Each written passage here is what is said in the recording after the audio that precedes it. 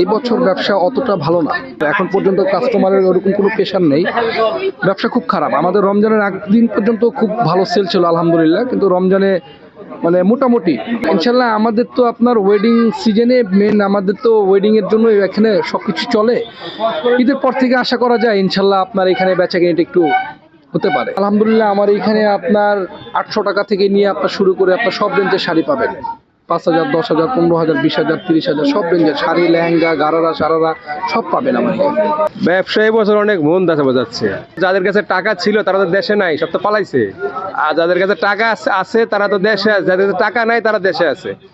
কিন্তু এইটাই মেন সমস্যা ব্যবসা।